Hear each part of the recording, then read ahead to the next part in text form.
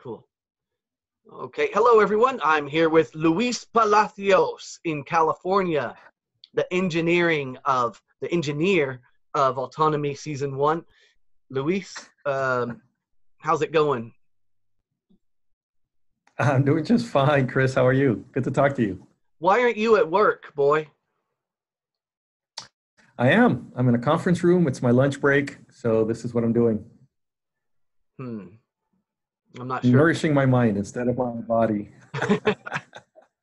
Luis, what book are you reading these days?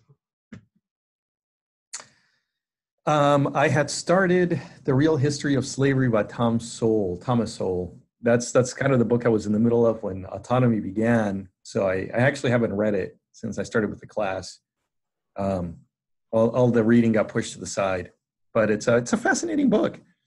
And it's funny, we were talking just before now, and one of the things that a lot of us have in common is an interest in freedom. So it's also interesting to read the history of slavery. So I thought that was pretty fascinating. We get a pretty one-sided view of slavery, right? It was something that Europeans did to Africans, right? I think that's people's understanding of slavery around the world. And Tom Sowell, what he does is it actually seems like slavery has been kind of a part of the human condition. It's something that everyone has done to everybody else. And he likes to point out how there was already a pretty active slave trade in Africa long before Europeans got there. And there were African slave traders that would raid Europe. I mean, every year, hundreds or thousands of Europeans would get dragged into Africa and put into bondage and slavery in there by African, slave traders. So he's got some facts, some figures. I mean, all the way up to Scandinavia, every couple, a few hundred Northern Europeans would find themselves shackled and headed to Africa.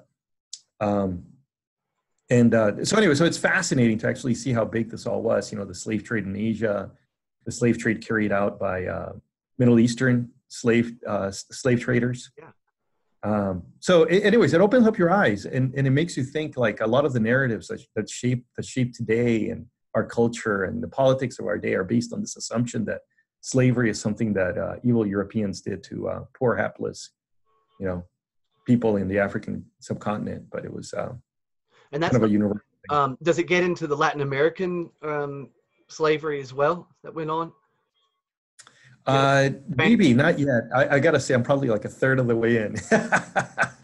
No, Autonomy, I know as soon as Autonomy started, it was just like a whirlwind, and suddenly your bookmark list is just out of control, and your notes, and you're constantly writing new information down, and there's hardly time to process it.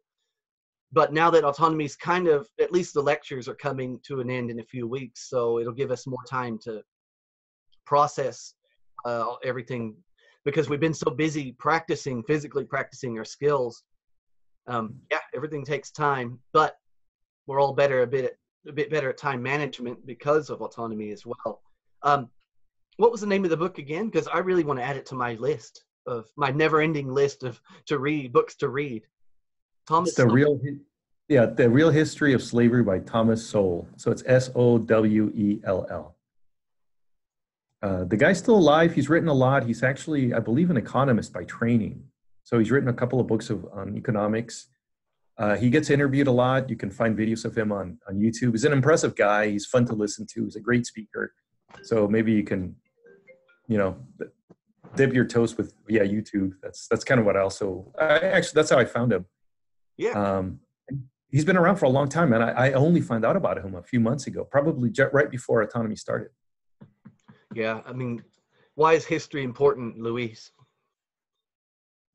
Well, I guess the simple answer, as I've heard it, is if you don't understand where where you came from, you don't understand where you're headed, right? So, and it's funny. It's right in 1984, right? If those who control the past control the future. Yeah.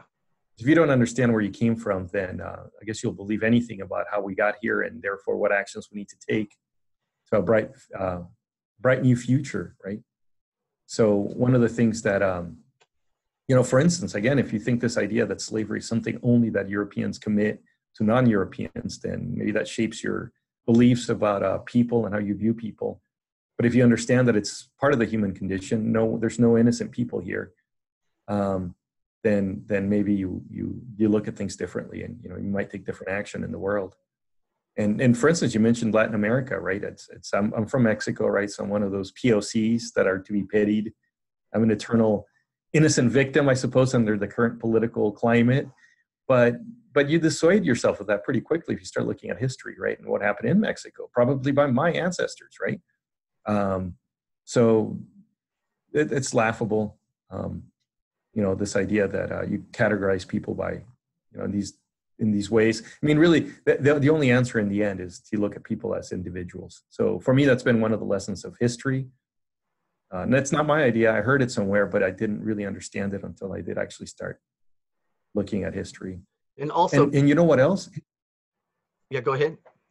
Oh, sorry. I was just going to ramble, but I was going to say that it turns out history is interesting. All of us think that history is boring because of how it was taught in school, but it turns out it's fascinating, man. It's more interesting than what they put on TV or, movies that you may watch. So it's important, and it's actually interesting. It's fun. And a very important lesson that I've only come to recently truly understand is the winners have written history. So it's a constant process to, that's why websites like Tragedy and Hope are fantastic, attempting to unravel the history that we were never taught by going directly to the sources and bit by bit, unraveling it one piece at a time, and using models like the brain model to organize our thoughts and see the connections. It makes it so much easier. Yeah. I was reading a book today that came up. There's a really good quote about, well, I can't find it now. Yeah, sorry. No, it looks like you're reading a lot of books, and you probably have a lot of quotes from this book, but there was particularly one anyway. Yeah, I should have thought that through a little bit beforehand. So, Luis, changing the topic now from history, you're very much into natural healing, natural medicine, healthy eating. How did you get into that? Was there a health issue, or is it just a general preventative way of life that you decided to take up? How did you really get into the whole nutrition and being healthy, natural eating, all of that? I kind of stumbled into it. Never really gave it much thought. Growing up, I was not healthy. I used to smoke. I drank too much. They actually knew my name at the KFC at Lake Merritt here in Oakland, right? Because I was there a couple times a week. Like, they knew me, And then I played tennis. At some point, I started putting on weight. I've always been thin, right? How much do you weigh? weigh? How much do I weigh now? Yeah. Good question. I haven't weighed myself in a while. Last time I went to the doctor, which was, I don't go that often enough maybe, but I was almost at 200 pounds. I was like 195. So I'm 5'11", 195. They told me I needed to lose weight. So you're about 170 now, yeah? I haven't weighed myself in a while, but I definitely have thinned out quite a bit. And my theory about how to eat has changed and morphed. So it all started with trying to lose weight. I was never too overweight, but I wanted to make sure I stayed thin as I went forward. And then I was surprised. It never occurred to me to ask, like, what should you eat to lose weight? And then to find that there's no consensus, right? So there's a lot of confusion. So I just came across a couple of ideas, and then I happened to have a few healthy people in my surroundings. So somebody fed me a salad, right? I don't think I'd eaten a salad, right? I mean, I was probably like in my late 20s, and someone was like, salad, oh, look at this. And I did feel better, right? I mean, it was, compared to what I was eating, it was a huge step. So anyway, so that's kind of what started me on that path, just trying to read, and why is there so much confusion? And then eventually you form a theory. And anyway, so I started looking into it, and the thing that surprised me the most was how poorly understood it was and what bad advice you tend to get from your doctor. And it turns out they don't study nutrition, and you're not likely to get good advice on health or nutritious eating from your doctor. Never mind that it's not a question that they ask, right? I never had anybody ask me, what are you eating? So actually, and to get to answer your question, it started with trying to lose weight, and then I realized I had been depressed, right? I started eating better, which meant eating less processed food, right? Food in its more natural state. And my mood lifted, the clouds parted, and I realized to what extent I had been depressed. I don't think I realized I was, right? But I was like, also then the food that you eat influences how you feel, right? So some people put on a lot of weight. I didn't. I just had a low energy. I was just depressed, basically. I could function, but barely, right? I could get up and go to work, and there wasn't much time, more energy for much beyond that. You know, I'd work and then go home, sit on the couch, watch TV, and eat my KFC. Yeah. So that makes you a believer, you know? It wasn't hypothetical. It's like, wow, I need to look in food. Food matters, right? So then you start looking into it, gathering information. There's all this conflicting information, and then you form your own theories. And at some point, I just settled on the closer to nature, the better, you know, and nutrition mattered. So I started cooking. You know, it's this path. I think it's common for a lot of people. You realize you got to eat real food, which means buying food that's not been pre-made at a supermarket and then preparing it yourself. So that was kind of like the start of my red pill, I think. Yeah. So that's good. There wasn't a particular overlying health issue. It was just a general self-improvement, and yeah, you were attentive and you went from there. You took it from there. What about now? What you've come a long way. What do you avoid at all costs? And is there anything that you make sure it's very important that you do constantly? That's a very big part of your diet, as much as you can. Well, and let me just preface this by saying that it's ironic. I think I would have been much more gung-ho about telling you exactly what you need to eat to feel great a couple of years ago, right? But the more you learn, the more humbling it is, right? So, but I think there's a few general things. I avoid processed foods. I avoid sugar. I avoid processed carbs. So, and there was just a direct one-to-one correlation with how much sugar I ate and how I felt. So that was first. I was like, okay, sugar seems to be garbage, right? I was eating a lot of fruit. I didn't worry about that, right? It's like a natural food. So that seemed, that seemed okay, but added sugar and processed food with the added sugar. And it was funny, the less I ate it, the less I craved it. And I did go hardcore, no more sugar, period, right? And this is from someone who was eating a sugary croissant for breakfast every day, right? I would pick it up with coffee on my way to work. But I found out that no, like I stopped eating it, I stopped craving it. And it would happen that somebody would be really nice. They'd bake cookies, they'd bring it to the office. I feel bad saying no. I mean, I'm looking at it, it's like, I don't want to eat it because it's a cookie and it's got sugar. But, she's sitting right there. What a nice person. She'd make a cookie. I'd eat the cookie. And by that afternoon, man, cravings, right? So as far as I'm concerned, that idea that sugar's addictive is real. I think at least to me it is. It seems very real. So any dyes, preservatives, etc. So, and then the latest iteration has been this idea. It didn't occur to me to study human digestion. So Natasha Campbell McBride, she's written several books. She's also all over the YouTubes. So anyway, I believe the most controversial thing I think I've done, most people would agree, right? Processed foods are bad, sugar's bad. There's saying carbs is bad is a little controversial, right? But there's a lot of more people there. Now I'm de-emphasizing, I started de-emphasizing vegetables and fruit, emphasizing meat. And currently I'm about 3 weeks, maybe close to, 3 weeks about into just total carnivore, nothing but meat. How's that feeling? It's so I did keto for a long time, about a year on and off. Carnivore is like keto, but better. So everything that I felt on keto that was positive, more energy, more focus, better mood, has improved. I mean, like twofold or on carnivore. But probably the biggest difference is the absolute lack of cravings. So on keto, right, you're focused on 20 net carbs or less. So nothing's really off limits as long as you stay under 20 net grams carbs.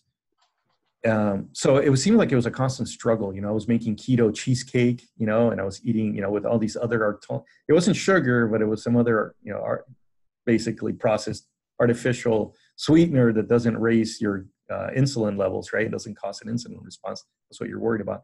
So now with carnivore, I thought, okay, I'd already been through a process of de-emphasizing fruits and vegetables, so maybe it wasn't such a big deal for me. I had a kind of a long ramp, but it's been phenomenal. I mean, I still have 2 kids. I don't get a lot of sleep, but I wake up and I'm just, from the moment I wake up to the time I go to bed, I'm just like constant trickle of energy. I find myself pretty peaceful, pretty calm. Things that might rile me up now, I can be much more zen about. I don't know if that's due to the B vitamins that are present in meat and hard to find in anywhere else. I'm not sure. I'm early on too, by the way, right? So we'll see what happens at the 6-month mark or the 1-year mark on meat and water. Yeah. But so far so good. I feel phenomenal. The one thing I struggle with, I don't know if it's an allergy or a chronic infection. I tend to get a stuffed up nose pretty frequently. So given the size of my nose, that's a major problem for me. So that's cleared. I don't find myself, it seems like I'm breathing better than before. So, but again, it's early. So far so good. So that's kind of my thoughts right now. But I've been through a lot of, like I said, it's been a progression of stuff. Your path is very similar to mine. I have given up anything wheat based for now, and of course sugar I gave up a long time ago. Every once in a while, like you said, someone makes you a homemade cookie. Every once in a while, it's not that strict for me. I'm not taking anything. You know what I mean? There's nothing I'm officially not having, but I think back to the days when I was normal. I ate junk, I ate crap, and how bad I felt all the time. I remember I would get lightheaded and I thought I needed a coffee. What I needed was water to drink or something. Cutting out particularly the breads and a lot of the carbohydrates. I'm transitioning into the keto diet right now, so I'm just a few steps behind you as an experiment, really, because what do we have to lose? But nothing. Everybody's body is different. The keto diet, carnivore diet may not work for some people, whereas being a vegan or vegetarian may be better for some people. Everybody's different. No, it's not a one size fits all. I'm trying this because, I've got an issue with my ears, so I have nothing to lose. Try it, see if there's any improvement. But yeah, physically as well, I'm 5'11". I weigh about 170. I think you and I are exactly probably the same. And I used to weigh on average around 190, the same. Yeah, it's interesting.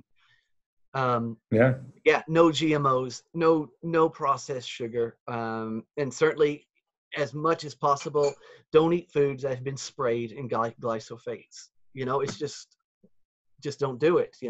Obviously it's unavoidable. You go to a restaurant every once in a while here and there, whatever, but as a way of life, the things you can control, you have to do it the best you can.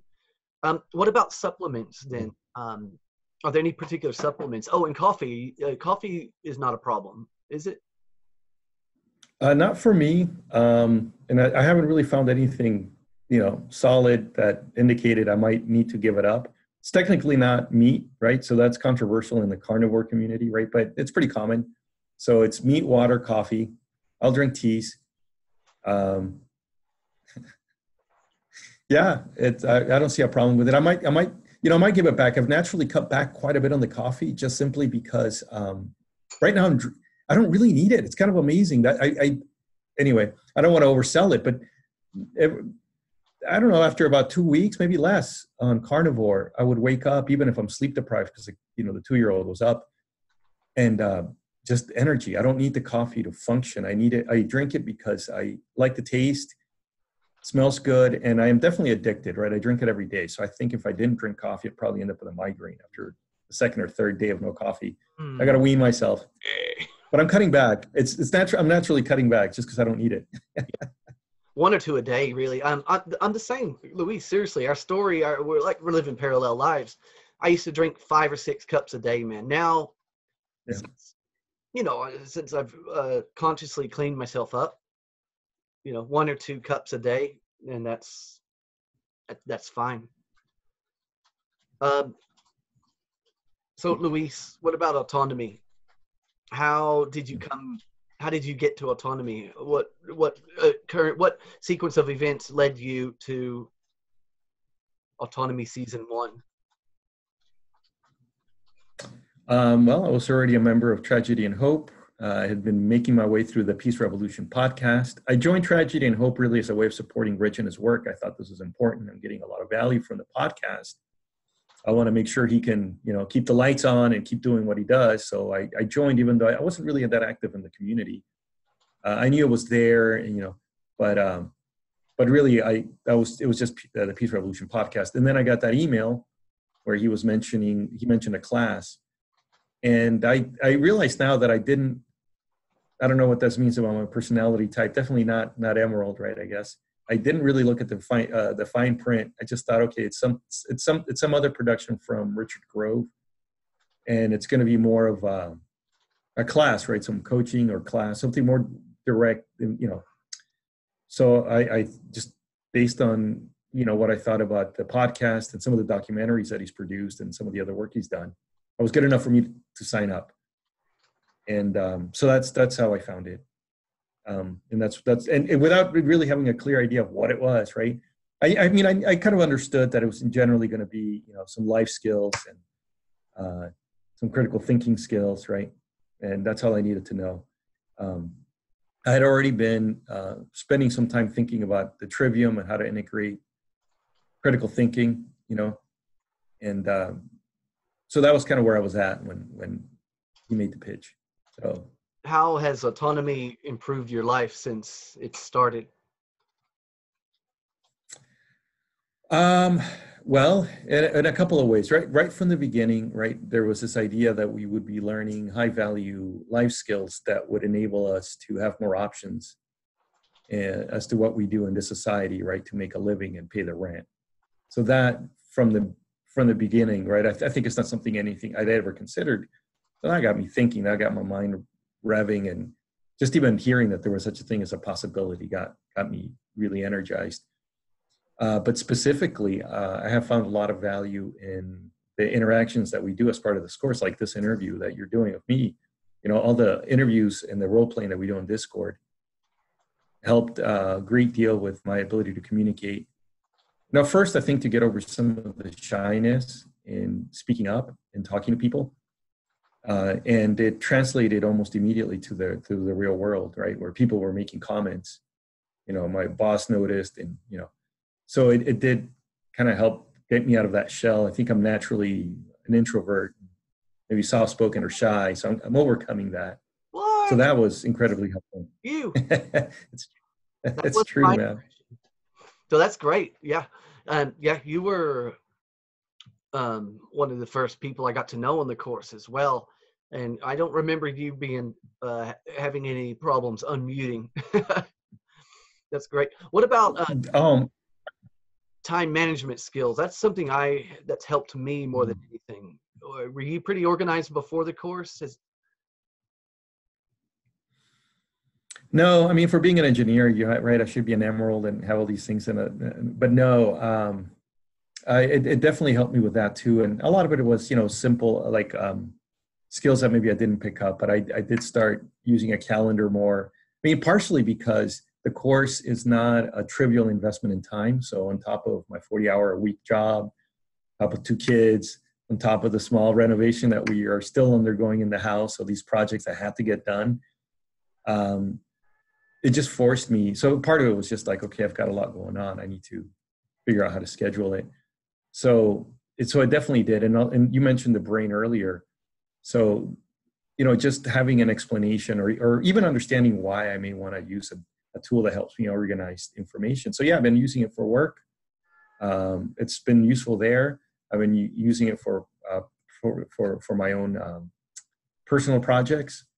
So yeah, no, it's been very useful to find out how people use these tools, that these tools exist. It's kind of amazing how we influence each other, right? So some of it has come directly from the lectures, and some of it has been from people sharing what it is that they do. So early on, I think it was Martin, when I interviewed him, or we did an interview, he showed me like, oh yeah, but he's had a brain model for a long time that he uses. I was really impressed, so that helped motivate me to go check it out. So it's definitely helped with on a different number of different aspects. So time management and even just data management, I guess, like with the brain. And how old are your kids again? 4 and 2, like 4.5 and almost 2. Are you going to homeschool? Yeah, that's the current plan. So, well, we'll see. I mean, a lot of it kind of depends on the changing political climate in California and what it is that we can and cannot do. We found a school that we really like that's self-directed and well, we visited, and he's currently set to enroll to go there. So he'll go there as long as he can. But we're also looking at homeschooling, and that's also still on the table for sure. But so I'm very interested. What's the problem with schools? Why wouldn't you want to send your kid to a school, man? Yeah, no, it's a good question, right? And one of the things that comes up a lot in when you start looking at the history of schooling is what its true purpose is, right? And you quickly make a distinction between schooling and education, and you start thinking about what education is, and you realize that education is something. It's a self-directed thing. It's something that you do for yourself. Right? So this idea that kids go line up in a classroom and get lectured at, and that's how they learn, is a little preposterous once you start really thinking about it. And you think about why something like autonomy, the course, is valuable. Despite all that time in school, I never really get a chance to practice speaking, not in a safe environment, right? You would get up and you were always scared of being yelled at or being made fun of, right? So of course it makes everybody gun shy. And people walk out of there with a fear of public speaking, which is a very useful and powerful tool. So we have to learn it elsewhere. So yeah, there's a lot of things about school, right? Dividing kids by date of manufacture seems a little silly, right? And we know it's harmful. So, and then the fact that they can't even pursue their interests. That's probably the biggest thing. If I had to boil it down, it would be that they can't pursue their own interests, so they lose an interest in learning. They lose a love of learning, and it turns us all into anti-academics, right? People graduate school thinking that history is boring, math sucks, and that damages their self-esteem, right? Here we go. The Underground History of American Education. Yeah. That looks backward there on my screen. I don't know if it'll look backward on the when I play it back, but yeah. It looked good to me. On my end, it was right side up. Anyone who questions why do you homeschool, I would say read this book, and after you've read it, then come talk to me. Yeah. Yeah, it's. Yeah, and understand. Yeah, and it's. Yeah, it turns out there's a wealth of information out there. Sorry, go ahead. That's what's surprising. Sorry, I didn't. Yeah, it's a surprisingly dark history, which I think is what you were saying. And there's a lot of people who are talking about this, right? John Taylor Gatto wrote that kind of that thick tome that kind of outlines it all. So if you really want to geek out on the history, that's a book to go to. But some of his thinner books that really just talk about his experiences as a school teacher, I think, were also good places to start. Where he describes the true purpose of schooling, or or even dumbing us down. That's one of his smaller books, isn't it? I have it. It's up here somewhere, but I don't know where it is. Or Weapons of Mass Instruction is, I think, maybe my favorite John Taylor Gatto book. Yeah. Then also I'm a big fan of John Holt and How Children Fail. For me, that was it was kind of more the nuts and bolts of why it is that school is the opposite of education. I think John Taylor Gatto, for me, provided a lot of the hows and the whys, So the actual purpose of school. Yeah, to me that book's phenomenal. It really, just reading through it, and then I started observing my own children. It affected how I interact with my kids. I found a lot of value from How Children Fail. Yeah, it's brilliant. I could sit here and we could just sit here and read to read to each other. Yeah, John Holt, John Taylor Gatto are essential. It blows my mind how I still meet other parents of who homeschool, and in my, like the sports activity we take our kids to, chatting with the other parents out there. I have met a few who have never heard of John Taylor Gatto, and I don't know, and I've even met a few other parents who have bundled John Taylor Gatto into the same category as conspiratorial, which without having read his books, and it just blows my mind. His research, because it's a history book. It's not about homeschooling. It's about the history of education. And I don't know if I can't remember if it's covered in the Ultimate History lesson. Sorry, it is covered in the Ultimate History lesson. I don't know if he mentions it in American Education, but he traces it all the way back to Plato's Republic. That mentality, that philosophy that, some people have the right to rule over others. And that's where, anyway, that's for another discussion, another day. No, I'm sure we've shared similar frustrations where I'm having discussions with people, and it's not somebody's theory. He's quoting the actual people that put it into practice, and even in recent history, or specifically in the United States, for instance, and in their own words, it was a sinister plan. It was pretty dark. They're damaging children on purpose. They know that it damages children. It damages their autonomy, damages their creativity, damages their intellectual development. They know this, and that's the point. And they say so in their own words.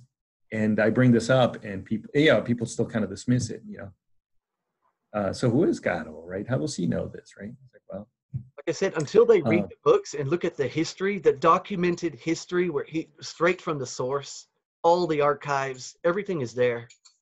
But people won't do that. This leads another. Go ahead. Brett Venant, his show, The School Six Project, has been priceless. It's his way of organizing his own thoughts on that topic throughout the years has been fantastic on the same front. The history of education, what's going on from the past to the present, the philosophy behind it. It's been a great show. And another great thing about Autonomy is, after years of listening to him, actually being able to hang out with him. He's around in Discord, you can unmute and talk to him. It's been great. Yeah, I was really giddy when I saw him. I haven't gotten a chance to speak to him directly, but I also value his work. I think his focus, or he tries really hard to be entertaining and funny in his podcast. So a lot of the times people are intimidated by a 26-hour Peace Revolution podcast, right? They just balk at the length.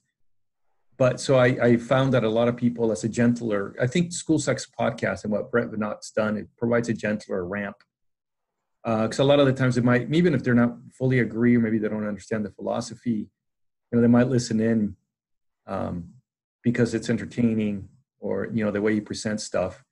And I got to say, I think it might have been because of him that I first even came across the work of John Taylor Gatto. He put out some videos early on where he found some old-timey, I don't know if you've seen these, some old-timey film, some kind of cool music, and he reads from one of John Taylor Gatto's books. It's a short video. That's the other thing, 5-6 minutes long. And I think that's first what put John Taylor Gatto on my radar.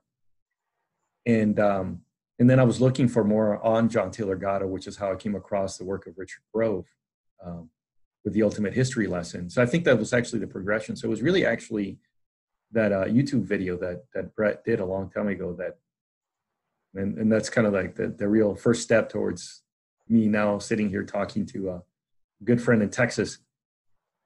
And that's another thing we have in common. I didn't realize that. It was John Taylor Gatto who led me to Tragedy and Hope as well. I had read Dumbing Us Down years before, and it planted a seed in me. I said, man, long before I had kids, I said, man, if I ever have kids, I'm going to have to look into this schooling thing. And ultimately it led to the Ultimate History lesson. And I remember being very impressed. I said, man, who's this young guy who knows his stuff talking to John Taylor Gatto? He's like my age, man. And that ultimately led to Tragedy and Hope. Although I had not heard of Brett Venant's work, it was through one of the Peace Revolution episodes that, you know, some of his work was featured, and so that's what led me to check him out. I had not heard of him before I got into Tragedy and Hope. But have you seen this one? This was published not long before he died. The Adventures of Snyder, the CIA Spider. It was his kid's book. Yeah. Have you read it? I have it. Yeah. Yeah, it's fun. I mean, my daughter's read it twice, even though there's a lot of words and vocabulary, and it doesn't, you know, all make complete sense. It's brilliant. There's something very addictive about it. And anyway, yeah, cool book. Like I said, when I first read it, I was okay. Yeah, all right. But my daughter loves it. She's read it from front to cover twice. You know, yeah. So there is an appeal to it. But yeah, good on him. And it was a project over many years, wasn't it? An accumulation of all the projects of his kids' research, and I mean, basically his classes wrote the book, and I believe it's an accumulation of many years of what was it? And there's a photo in it, I believe, of some of the students who contributed. Learning by doing, right? Exactly. Yeah, and that would be another interesting future project, is to actually trace down some of the students who he actually taught back in the day. I don't know if Brett's done that or if anyone else has done that before. It just occurred to me as we're speaking. I don't know. I'm sure somebody out there would have something to say about actually being taught by John Taylor Gatto. Yeah. Very good. I would love to know about some of the nuts and bolts of, you know, how he was doing, and, you know, yeah, running his rogue education campaign within the belly of the beast. Yeah. I know. It's incredible. He really is one of the greatest minds and writers. Definitely, in my opinion. His work, the books, he's only, how many books in the end did he write? Maybe 5 or 6, maybe 7, not sure. But they're just, the truth is there. The research is there. And do you remember the story he told? He had to fight to get some of the information. At first, you know, they turned him away. He had to be persistent to get to the original archives. And there was a point now, he talks about this in the Ultimate History lesson. At first, he was denied. They said, no, we don't have it. He was looking for a particular character in the history around the turn of the century. He was wanting to find some speeches by this guy at Harvard. I believe it was Harvard or Yale. Gosh, I should know. And they said, no, we don't have it. But then he got a phone call sometime later saying, yeah, what's your interest in this guy? And then eventually he was given access to the work of this guy, this character. I can't remember his name, but that's an example of, you know, that John Taylor Gatto, he wasn't just some guy that went to Google to do his research. He was a proper investigator, and he physically went out and dug up the bones of the information that people were not supposed to know about, but it's out there. He knew how to find it, and it's all brilliantly and in a simplistic manner laid out in his work. What about you? Yeah. You gonna write us a book one day? Well, if I ever get a big idea, I suppose. What are some future projects you've got going on? I'm sorry, future projects? Yeah. Is that the question? Yeah. Any post-autonomy plans? Yeah, no, well, look, the thing that drives me now, and I guess what occupies my mind mostly, is finding a way of working less, maybe doing something else to earn a living, you know, something that doesn't suck up so much time and energy, right? So I can devote myself to things that matter more, like reading. Yeah. I've been accumulating books faster than I can read them for a while now. So I need to be able to start making my way through that. So yeah, that's kind of where I'm at right now. I think once you break away and find more time to find meaningful action, then you can find a way of helping people. So I definitely have ideas in the back of my mind, but I just don't have ways of implementing it. You know how it is. I think all of us are kind of stuck in the rat race, right? So it leaves a precious little energy for something else. And currently, what I do have, I mean, it does take out a lot of me. So even if it's just a desk job, right? I'm not physically tired a lot of the times. So anyways, I need to find a way of breaking free from that so that I can actually implement something greater. One of the things that well, there's a number of things that come to mind, right? What can I possibly do to help? But yeah, I was talking to Federico about maybe summarizing some of this information and issuing it in Spanish, right? It seems like unless you can read English, you don't have access to some of these documents that explain how the world actually works. And it's not just the Anglo-American Empire part of it that's being managed by these people. It's global. So until you understand the real root causes of why things are happening in your city, and maybe you're not actually in control, or your government's not really in control of the country, or until you actually start understanding what the real problems are, you can't really put real things into action. So that's one of the things that's rattling around. And it only occurred to me because I guess it's one skill I have. I can speak Spanish and English, so maybe that's something useful I can do. But anyway, that's it. It's kind of nebulous. I'm trying to find a way of finding my own autonomy, and then see how I can help others. That's great. I was just talking to Richard just this morning about that, about what we had mentioned that the other day. We were going, are there any journalists and researchers in the Spanish-speaking world who are aware of these issues about the reality of the world that we live in? And of course, we were talking about Daniel Estulin. He lives in Barcelona. He's written a few books. Some are in English, some are in Spanish, but he's covered a wide variety of relevant socioeconomic topics. He's written them in Spanish as well.